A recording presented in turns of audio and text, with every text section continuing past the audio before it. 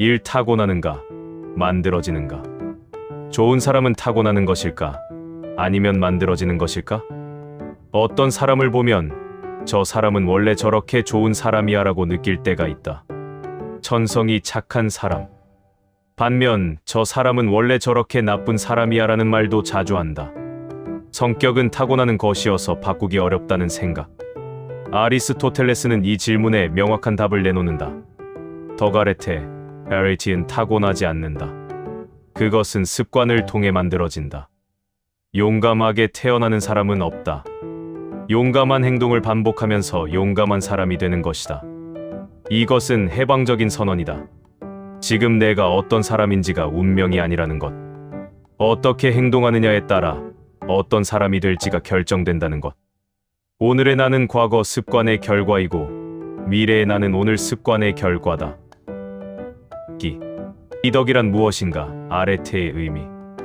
덕이라는 말은 한자 문화권에서 도덕적 올바름을 뜻하지만 아리스토텔레스가 말하는 아레테르티는 조금 더 넓은 의미다. 아레테는 탁월함 엑셀런스, 어떤 것이 제 기능을 잘 발휘하는 상태를 뜻한다. 칼의 아레테는 잘 드는 것이다. 눈의 아레테는 잘 보는 것이다.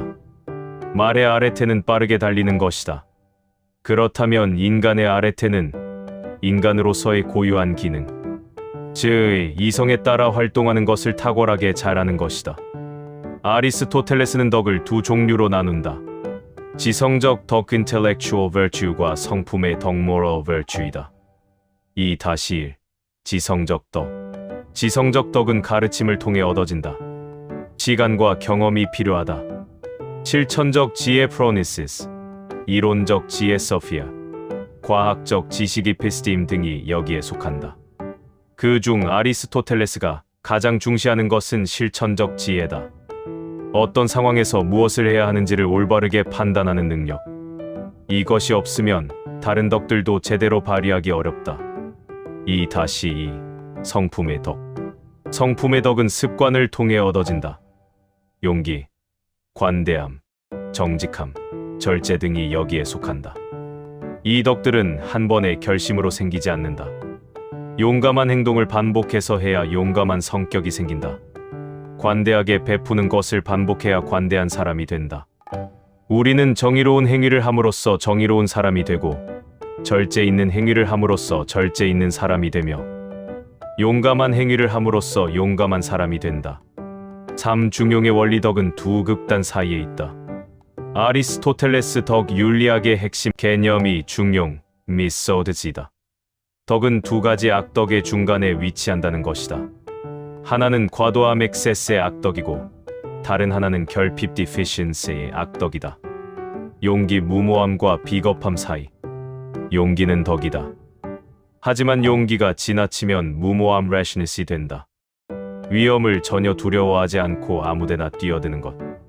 반대로 용기가 부족하면 비겁함 카워리스이 된다. 해야 할 일을 두려움 때문에 피하는 것. 용기는 이 두 극단 사이의 중간 지점이다. 관대함, 낭비와 인색함 사이. 관대함 generosity는 덕이다. 과도하면 낭비 prodigality, 즉 무분별하게 퍼주는 것이 된다. 결핍되면 인색함 miserliness, 즉 줘야 할 때도 주지 않는 것이 된다. 관대함은 적절한 상황에 적절한 만큼 주는 것이다. 분노 과도한 분노와 무감각 사이. 분노 자체는 악한 것이 아니다. 부당한 일에 분노하는 것은 자연스럽고 적절하다.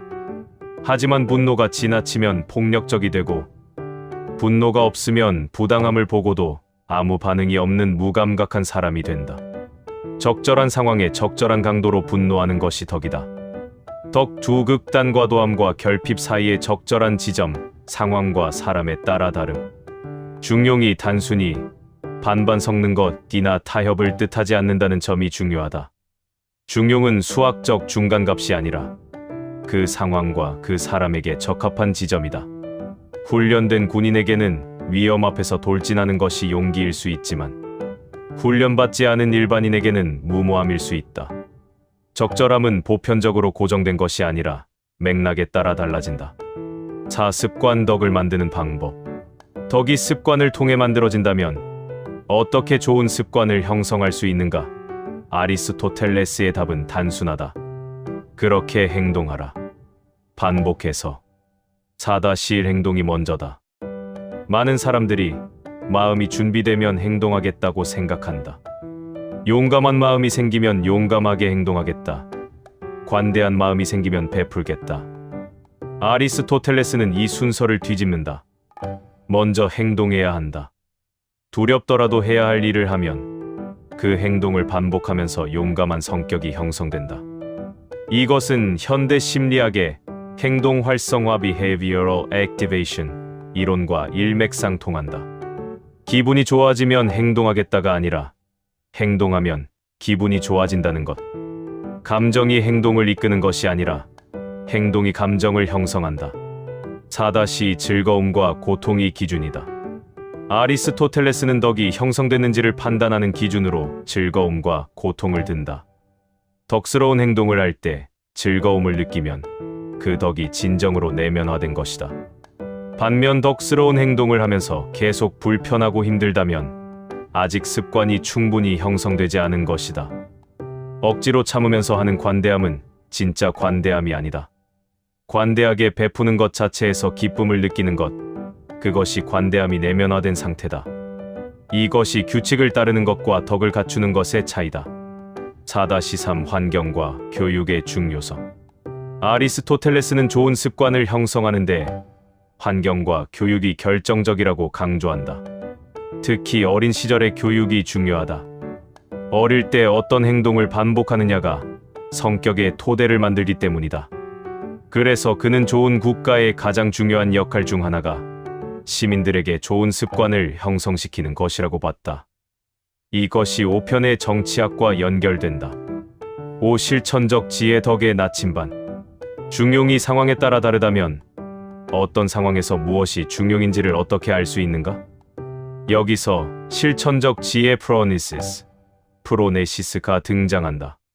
실천적 지혜는 단순한 지식이 아니다. 이론을 많이 안다고 생기지 않는다.